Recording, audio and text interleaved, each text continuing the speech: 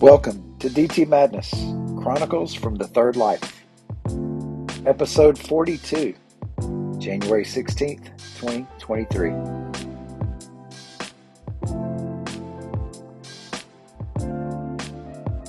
So glad you could make it.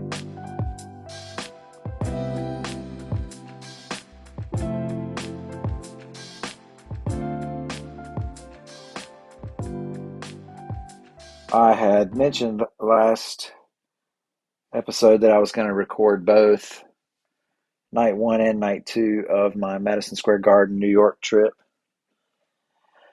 because I was going to be going this weekend, but I don't like the idea of recording the podcast the week before because each week has its own stuff going on. So I wanted to wait, and so we're a couple days late here on this Monday where we observe the great life and legacy of Reverend Dr. King. And I am back from a whirlwind trip to Hilton Head with the best peeps in the world. Talk more about that maybe at halftime. But so anyway, here we go. This episode with the night two of day two and night two of Phish at Madison Square Garden and just hanging out in New York. Day two started off with a bang. I had taken my cachava with me. Cachava is just a protein powder, but it's got all these superfoods in it. I was on adaptogens before adaptogens were cool, and it's a really great product. It tastes good. It's you got to pay for it, but man, it's super healthy. Makes me feel good. Anyway, so I took my cachava powder with me. I'm always worried about doing that on always. I've done it twice now. So, but both times I was worried about trying to get the powder through the the TSA checkpoints and all that. And it says you as long as it's less than 12 ounces or something like that, it should be cool. But so anyway, I did get it through, and it's in a little plastic baggie, like a sandwich bag. And I've got to try to get the powder into. I forgot my scoop.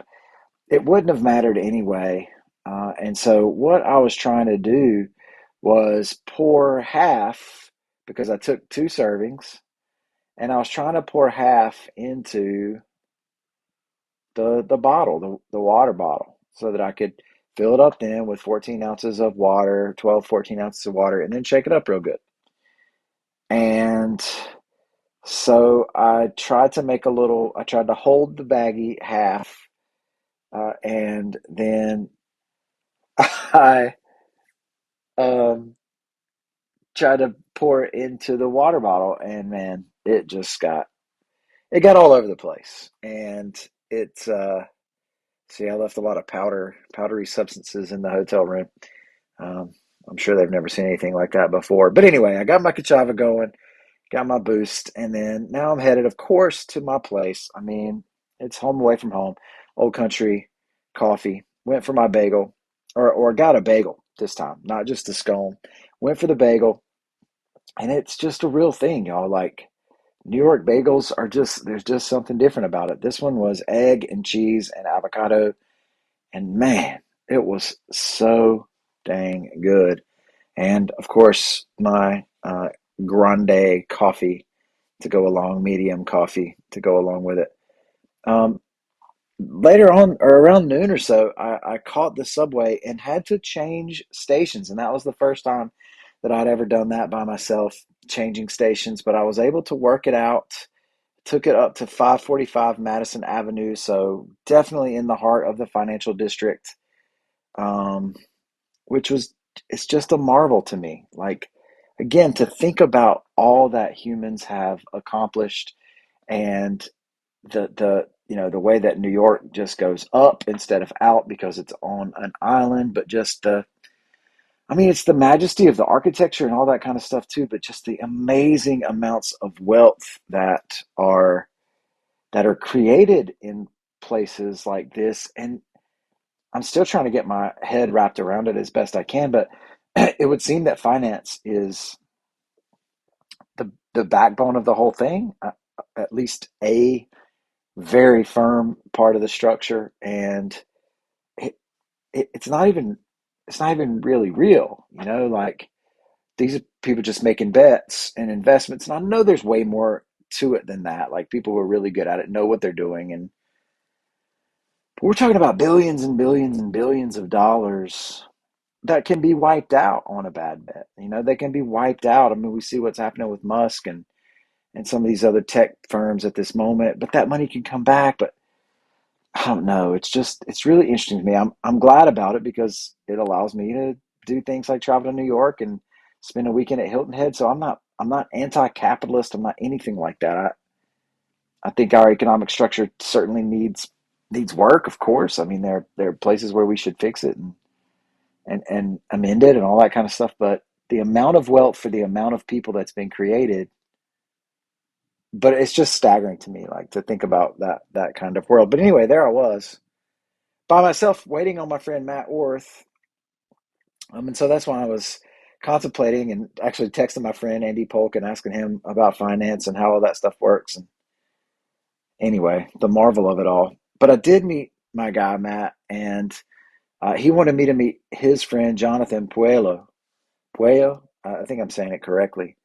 At this bakery called Petit Manon, I believe is how it is pronounced, and it was cool, man. It was really cool. This guy had worked for Matt at the Chick-fil-A on Fulton Street, which is the largest Chick-fil-A in the world. Things that Puello had a little bit of issues, so it didn't work out. But he's picked himself back up, and he's the manager now of this really successful and amazing bakery. I mean, it had Oprah's picture on the wall and Martha Stewart like praising the different cookies and stuff that were in there. And man, they were good. Now they were good. We got this chocolate chocolate. God, what was it, man? I should have looked it up. I got the ginger, like I got the vegan ginger, and that junk was had a little kick to it, but it was delicious. But this chocolate one, Pueblo said, is the best thing going, and it really was. In fact, it actually was so good that it helped bring a couple of other friends back over to the house that we haven't been hung out with in about 5 years because of our mutual love for cookies. But it was really cool to hang out with this guy, Puelo, and hear his story, and it was cool for Matt to talk to him about me and Sarah and me. You know, he praised our marriage. He praised the way that we parent, and that was kind of crazy. It was humbling to hear him talk to the other person in front of me about me. We ain't perfect. We got our own struggles, but it was cool to hear Matt talk to that guy about that. I had to go pee, man. There is that too. I'm sorry, shouldn't say that on the podcast, but there wasn't a restroom in the place, and but since we know the guys, like here, I'll take you down into this. Man, it was wild. It was down to a bunch of steps, but I had to jump over this thing. I turned my ankle. I didn't tell anybody about it because I didn't want to be the old guy that can't even jump down 2 feet without turning his ankle. It wasn't too bad. Um, I was able to get it going. But anyway, we had some time, man. It was cool spending time with my friend Matt and catching up with him and hearing his stories and all that kind of stuff. And then we walked around. We caught the subway back down towards Fulton Street, and we rode it and talked as best we could on the subway, and then walked around and saw some of the sights. We went into this place called the Oculus that Matt had showed us from when Sam and DT went to New York. If you've heard that episode from where we went this summer, but it was Christmased out, and there was a little jazz duo playing, and we looked at some other art buildings and such as that. And he showed me like this cool hotel that he said Sarah and I should come up to, and whatever some of the other types of things. And it was really cool. Um, and so an hour or two with my guy Matt Orth, and then I caught the subway back up to uh, the what is that called, Hudson Yards, and settled in a little bit at the hotel, and then went back to Old Country Coffee. Of course, right around 4 o'clock to get my coffee going. I got a chocolate chip scone come back to that in a second. The guy in there this time said that they didn't just have coffee. I had ordered black coffee there every time I'd been. Just can I get a medium black coffee? And they gave me that every single time. It was never great, but they gave it to me in a cup, and that was cool. But this guy was like, "We don't have just black coffee. I can give you an Americano." And I'm like, "Well, I mean, I'm kind of a regular here, and they always give me black coffee, but okay." So he gave me an Americano. It's not even in the plastic throwaway cup. It's in the mug, and oh wow, I mean, it was so good. And so I think I'm an Americano guy now. I don't even really know what that means, but it was super. But here I am sitting, got my earbuds in, listening to whatever, and I think I was listening to some Grateful Dead at the time, eating my chocolate chip scone, and the chocolate chip from the scone got on my thumb, on my right thumb, and so there's like this smudge of chocolate chip, melted chocolate chip on my right thumb. Well, I've been riding the subway all day. I'm in New York. I don't want to just lick my thumb off. I didn't have a napkin. And so I'm sitting there contemplating, I don't want to lick my thumb off. And so what I did just on the spur of the moment is I licked my other thumb. I licked my left thumb so that I could wipe my right thumb off because I didn't want to. And the absurdity of that, like the the absolute absurdity of that just hit me right away. And I just busted out laughing at myself right there. So here I am, earbuds in, drinking my Americano by myself, laughing, LOLing for sure. I don't know what they thought of me in there, but yeah, anyway. So back to the hotel, chilling, doing my thing, protein bar, Cliff Builder bar. And then I went ahead and began to pack up because I knew that, when I got back, it'd be late. But 5:55 rolls around, and I'm heading over to Madison Square Garden, getting in line, ready to roll. Doors open at 6:30. I'm even further up front this time than I was uh, on night one. I noticed a sign for Big Tree Massage, and I thought that was interesting. Big Tree Massage beside the Gentlemen's Club. So seems like a nice place, right beside Madison Square Garden. But I'm in 6:30. Got my fries, got my 32-ounce Pepsi, half price, man. From 6:30 to 7, it was half price. So I knew what I was doing. I had on a llama sweater, like my llama Christmas sweater, and it's like it's awesome. And Phish has a song called Llama, and I thought it was going to be a huge hit, and nobody even gave me a smirk. Nobody commented. Nobody was like, "Dang, that's cool." It was kind of a letdown, but I was still rocking it. Got to my seats, different seats this time, a little bit higher up, but I'm actually in the actual Madison Square Garden. The seats night one were just fold out chairs, kind of put onto the floor on a riser. This time we're actually in the arena, right on the bottom level. So the chairs were way more comfortable, still kind of tight packed, but still, I mean, awesome seats. Basically the same view, and my seat neighbors were interesting. On the left side, there was this girl and her guy, and the girl had never been to a Phish show before, and she was dressed like, I don't know, man. She was dressed like she was going to the Taylor Swift show. She definitely mentioned that she had seen John Mayer at Madison Square Garden and all this kind of stuff. So I don't think she quite knew what she was getting into. In fact, I know she didn't, because at one point it's almost like she was, I don't know, I don't want to judge. She seemed to have a good time, and she was cool to me the whole time, but she was kind of making fun of the way that everybody was dancing. And I wanted to be like, you're the one that's not dancing, and the other 30,000 people in here are getting down. But anyway, she had a pretty good time. She held her bag on her shoulder the whole time, and but like I said, man, she was just pounding Michelob's, and so it was fine. The guy on the other side was just super cool. It was only his second show, but he was groovy, man. He would put, he'd just give me a big smile with his hand on my back once in a while, kind of the head nod. It was cool, man. It was great. So that's where we are, and um, and then set one begins, and so here we get into kind of the fishy part of the whole thing. So if you, I know many of you don't know the music of Phish, and so I'll still talk about it. They opened the show with Fluffhead. Fluffhead is definitely a crowd favorite, just an amazing musical composition.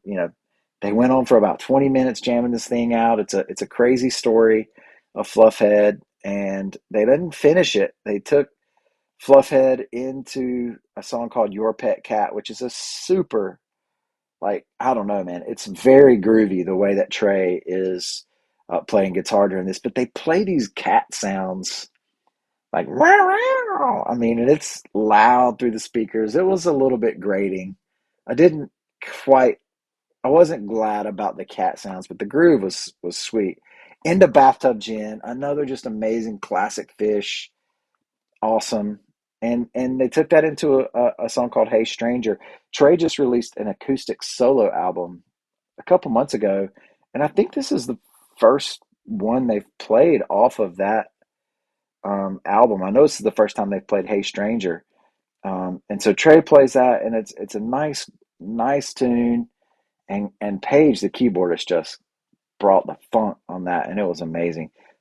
Followed that with Tube, which is just a jam to. I mean, I was dancing, man. I was dancing. David said I should have took my shirt off, but I don't know, man. I was a little packed in there. And then Slave to the Traffic Light out of that, and then Blaze On to close the set. And I, it's what I was looking for. Blaze On is probably the song that got me back into Phish this time around. Once I got Phish Radio and started listening to this new jazzy, like, amazing sound and tone. Just three wrong turns can really make a right. Like, just Trey's story of redemption and correcting his path, and just fits kind of with mine. And oh man, it was really awesome to hear Blaze On, and I was pretty set right there. Like, that was cool. That was all that I really needed. So anyway, um, then we take it to uh, set break.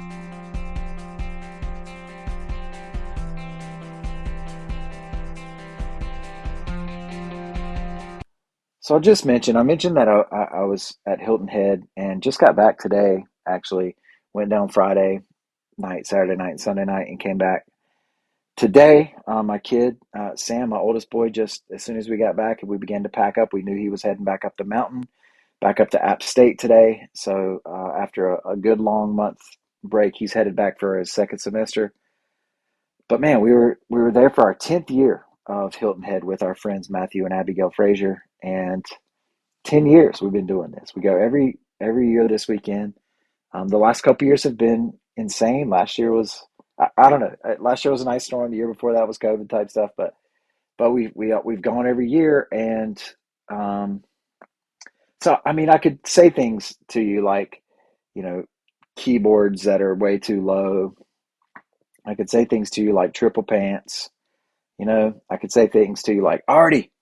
I could say that that's all what went on, and you wouldn't understand what I was talking about unless you've got people that every single word that you say is free and easy, where you can be yourself and be together as yourself, and how every single word, whether it is the absolute most serious conversation, searching to figure out how to find hope, searching to figure out how to wade through all the difficulty of life, both personally experienced and corporately experienced, or whether it's just the silly kind of stuff and quips and quirks and laughing and carrying on.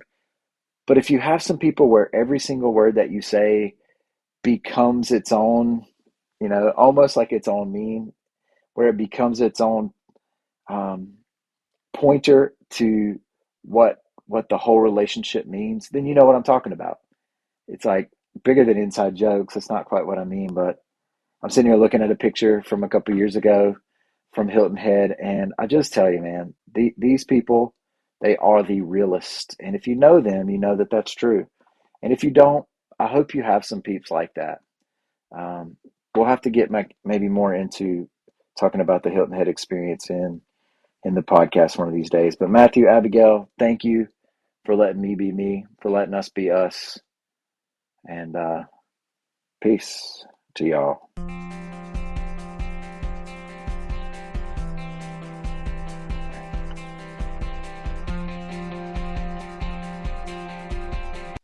All right, so set two from night two, and I mean, I am just running on fumes. I was up early, flying out to get to New York, up late, woke up early, didn't sleep in, like just wow. So I'm drinking more coffee than I usually do. I'm trying to drink coffee. I'm drinking Coke, trying to get as much caffeine as I can get going. And I mean, I'm totally just exhausted.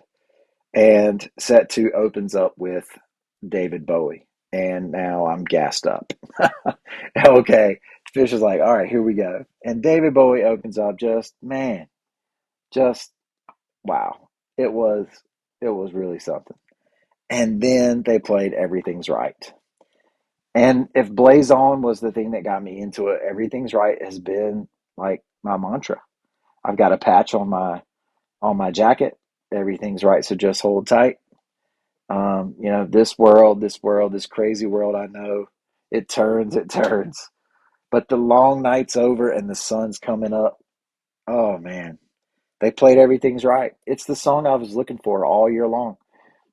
I saw 6 shows. That's 12 sets. I've been trying to think what the best set. I've been trying to rank the sets, but I haven't quite gotten to that, so I can't share that with you. But they played Everything's Right, y'all. Like so now I definitely got what I came for. Um, and they took Everything's Right into You Enjoy Myself, the Phish classic, like maybe the quintessential Phish song. And wow. And then they took You Enjoy Myself into Ruby Waves. Ruby waves crashing down on me, the ocean of love.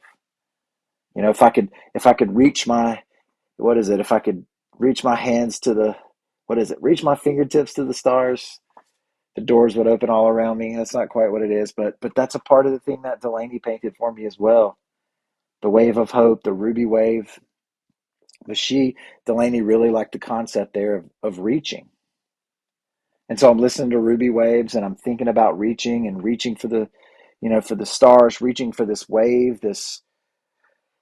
of hope, reaching for understanding that the wave and the chaos are not two.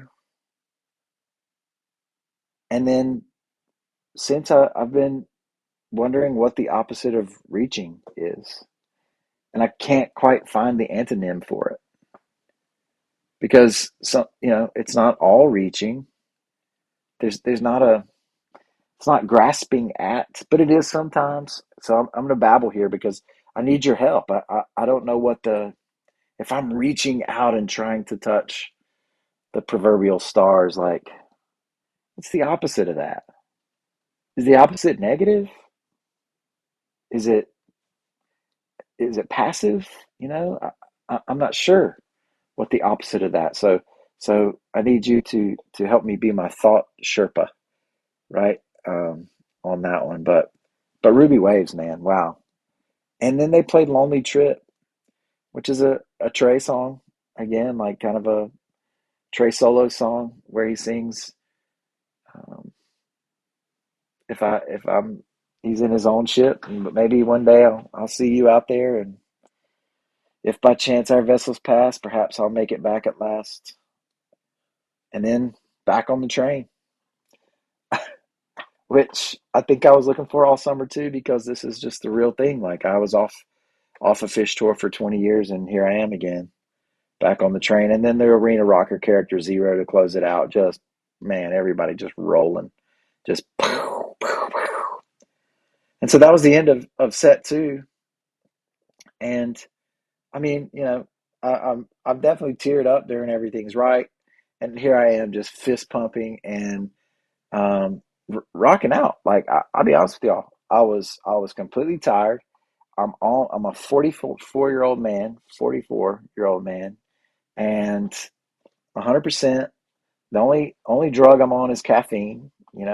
32 ounces of Pepsi. Now I was taking it to the neck, but I kept the groove the whole time. Like for almost 6 hours of Phish shows up there at Madison Square Garden. I didn't stop. I didn't sit down. I didn't leave it, to during songs that were boring, I thought, or whatever. Like I was dancing and grooving. I mean, I got it. I got it going on. So here we are at the encore, and they play this song called Coyote, Coyote the Ugly Pig. And there's a whistling part in it, but Trey couldn't. He was laughing, and he's like he couldn't whistle and laugh at the same time, and so that whole interplay's going on. And they play Coyote, which is amazing, and then they play Possum, and they play Possum for about 4 or 5, 6, 7 minutes, somewhere around in there. And then as they're closing it out with the big rock and roll finish, Trey's like, "All right, everybody, stay safe. You know, don't do anything we wouldn't do." Something like that. And then you think they're about to close it off, and then he continues the jam. And he does that like 2 or 3 different times, 3 or 4 different times. It just keeps it going, saying things like, "Don't do anything we wouldn't do unless you invite us, because why do you get to have all the fun while we do all the work?" And talking about the pandemic. And anyway, it was just Trey banter, and just kept on going, like it kept on going almost all the way to midnight, which on the one hand, I'm like, man, I know I gotta head back home, but I knew where I was going out this time. So I walked kind of against the grain. After I got some love from my neighbor Scott, who kept slapping me and tapping me on the back, we got some fist bumps, and I took off. So I knew which way I was going. Out of Madison Square Garden, went out the exit that was close to where I needed to walk by, because I'm a New York, I'm a city guy. Like I'm a city guy. I know what's going on. Get back, shower, sleep as best I can till about 5 a.m. Take the lift to Terminal B. It was a definite maze at LaGuardia, and I didn't have to take my shoes off the first time I've flown. I mean, I don't fly a whole bunch, but definitely the first time I've ever flown where I didn't have to take my shoes off to go through the thing. And they told us we didn't have to take our shoes off. And man, here I am in LaGuardia at 6, 7 in the morning. There's babies crying, and like the parents are just kind of making out while the babies are crying. I'm like, what? There's a guy just whistling like I can't even explain it. Not regular whistling, like whistling through his teeth, kinda loud, just all over the place. Normally that would that would bother me, but it was all good, man. I got on the same seat, same seat on the plane after hearing this woman talk about being stranded from Southwest and how they had been there for like 5 days, but American Airlines had it going this time. So here I am in 2B, left side, up front, bougie D, and I got those cookies again, those plain cookies. Man, it was. Did I tell you about this last time? I can't remember, but they were like orange. They were cranberry cookies, Michigan cranberries with orange zest in the cookies, and oh man, those things were delightful. And of course, I'm drinking my Coke, trying to wake up, and just again looking out the window, thinking about the enormity of it all, thinking about the smallness of it all, the way that the humanity has created grids and perfect lines, at least how it looks from the top. The natural symmetry, or is it asymmetry? That comes from coastlines and rivers and such as that. Just that there's so much out there feeling. And then we're up above the clouds and flying through the clouds, and oh man, just and then we touched down. We had to wait a bit, but not too long. Um, and then I got back to my car and I'm ready to roll home. And I did as soon as I figured out how to get out of the parking lot, because I took my parking ticket and put it in that little slot, but it wouldn't read it. Well, the gate wouldn't lift. So I did it like 5 or 6 times, backed up out of the stall I was in, pulled into another chute. Still, the ticket wouldn't be read. So I hit the help button and told her what's going on. And I'm still trying to make sure I'm not putting the ticket in upside down or anything like that. She's like, all right, y'all, quit. I mean, she fussed at me, she's like, all right, quit putting it in there. I'm trying to fix it. I'm like, oh, my fault. So anyway, she hooked me up. She got me ready to go, and now I'm rolling. And I mean, I'm just slamming animal crackers and water on the way home. And so in a little over 48 hours, a little over 48 hours, I was back at the house after a 2 night run at Madison Square Garden with the best band in the land that I can, as far as I would argue, and at an arena that was just packed with energy. And wow, yeah, really, really, really quite something. So that is that. I'll tell you what, I'm thinking about some maybe next week being a public school thing, and then I'm working on a story. I don't think it's not allegory. I'm working on my own kind of story of the Garden of Eden and such as that. Maybe I'll share with you in a couple weeks. But I think next Saturday, um, we get back to some theories on education. So I appreciate you indulging my love of fish, even if you don't know what I'm talking about. But just remember, if you get chocolate chips on your right thumb and you're worried about it being dirty, it's okay. Your left thumb is probably clean. So,